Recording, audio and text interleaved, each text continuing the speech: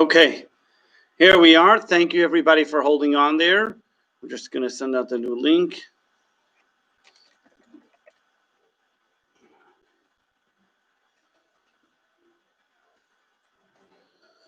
Okay, welcome everybody to Lunch Break with the Rabbi. Sorry for the delays. We had some technical difficulties on the YouTube end, so to allow everybody on all types of methods and mediums to be able to enjoy.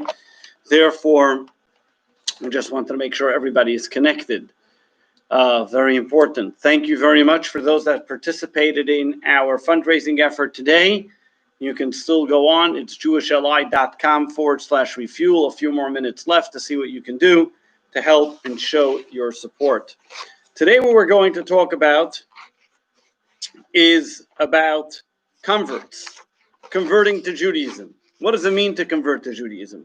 Does Judaism require conversion? Why does it require conversion? What's the purpose of conversion?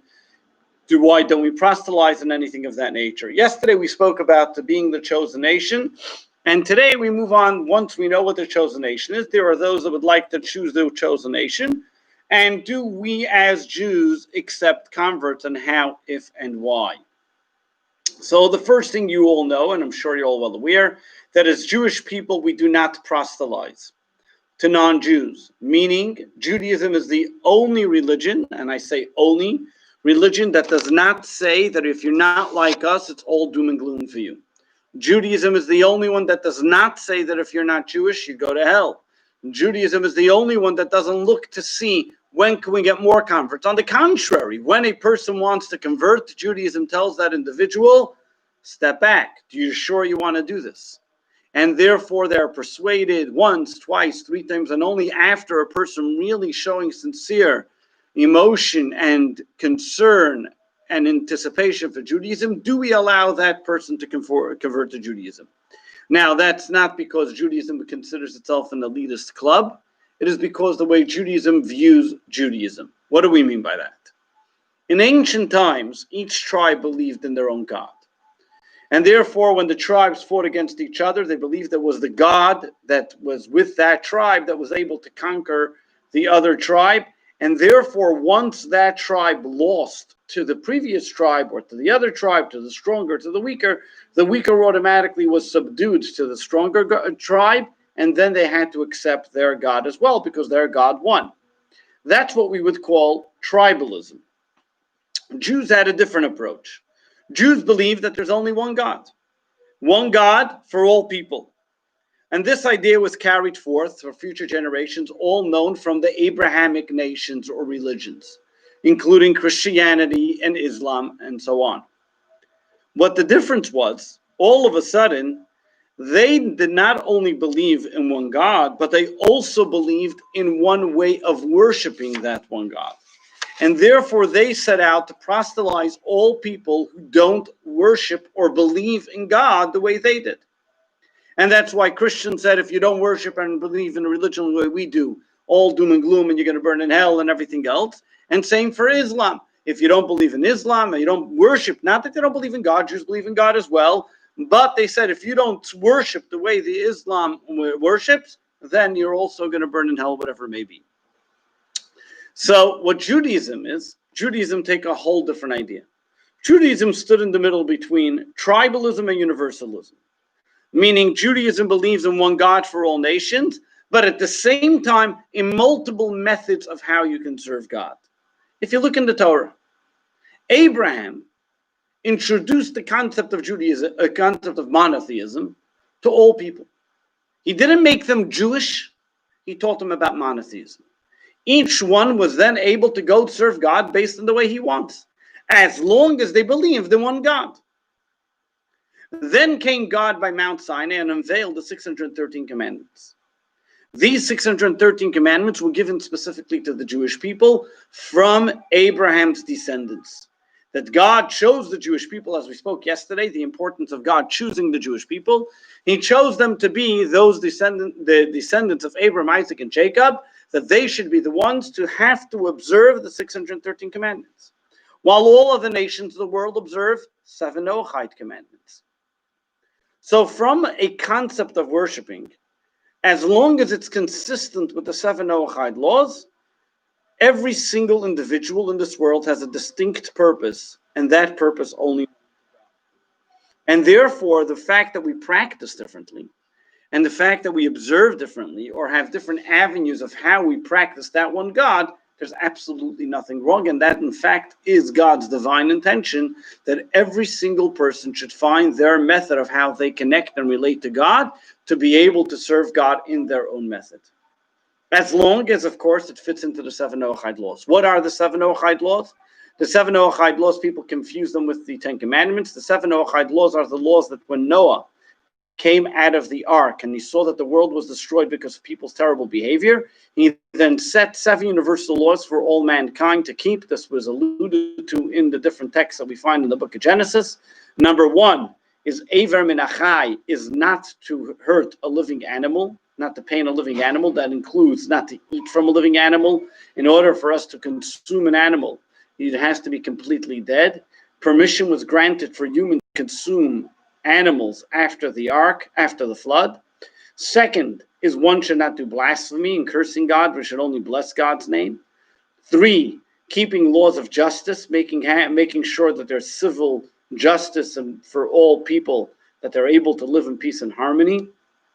Number three is number four, not to commit adultery. Number five, not to serve idols. Number six, not to kill. And number seven, not to steal. Those are the seven Noahide laws that Noah saw that these universal commandments will keep the law and order into the world and make this world a better place for all mankind.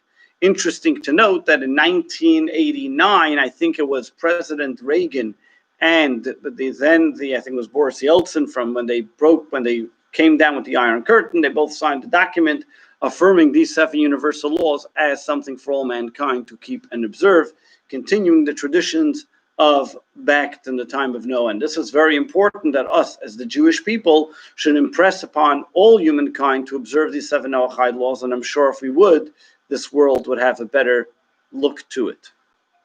But here again, we come into the concept of when we say the concept of how we worship God. So back to the convert discussion. So Jews were given 613 commandments, while non-Jews were given seven Noahide commandments. Each one of them, when a non-Jew fulfills his seven Noahide commandments, it's as if a Jew fulfilling his 613 commandments. They are not obligated to keep Shabbos, they don't have any of those commandments. They just have to follow those seven Noahide commandments. Today, with all the branches from the seven Noahide commandments, it comes about to 27, or even more. But the bottom line is, whatever stems from those seven Noahide commandments, making this world a dwelling place for God, making it an amicable place for human beings to live in, that is the job of the non-Jews. We as Jewish people do not seek to convert them, nor can we grasp or understand the reason why the Creator decided that this person should be a non-Jew, this person should be a Jew. Every single person was given a task and a mission in this world that they have to do. The non-Jew was given his mission, and the Jew was given his mission. With that in mind, all of a sudden, then there's no reason to proselytize. If I believe that God gave you a purpose mission, and you can fulfill your mission being a non-Jew, there's no reason for you to become a Jew. And there's no reason for me to try to convince you or persuade you to become a Jew. They say a story that once this Jewish boy and this Catholic boy were fighting, and having a little discussion.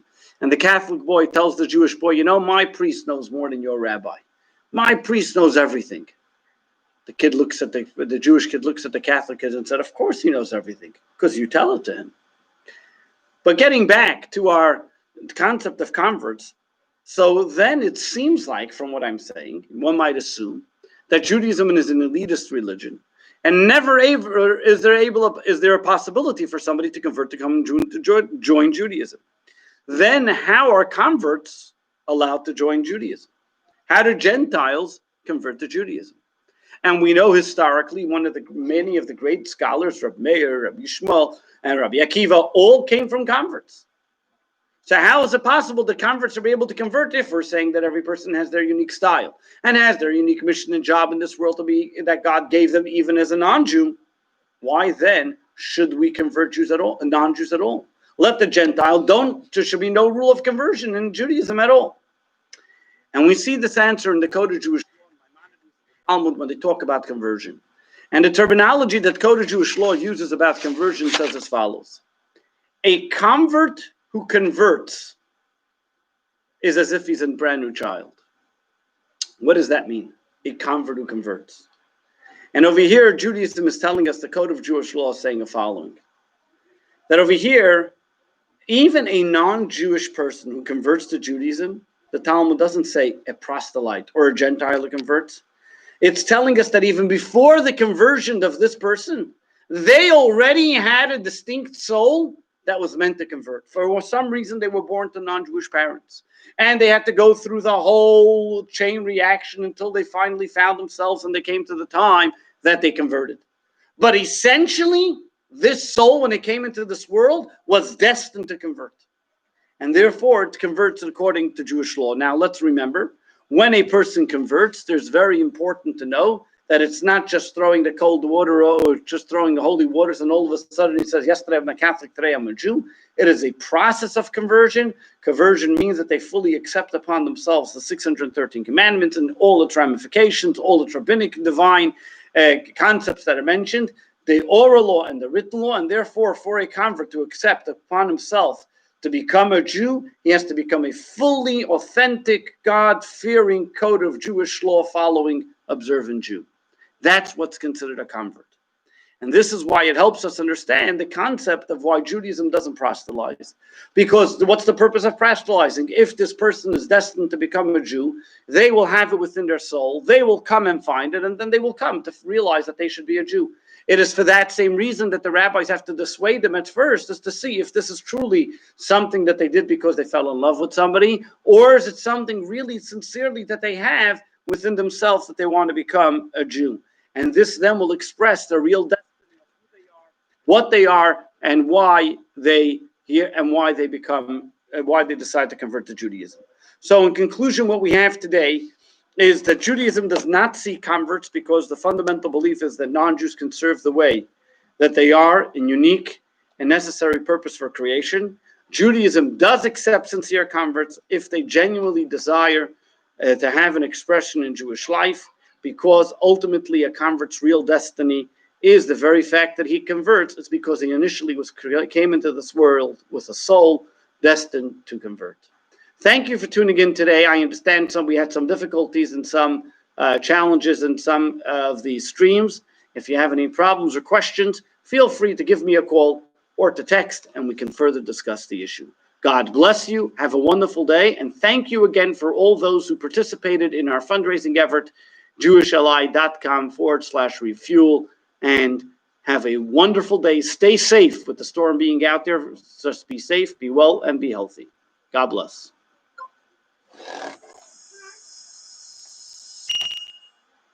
Yeah. You were watching it.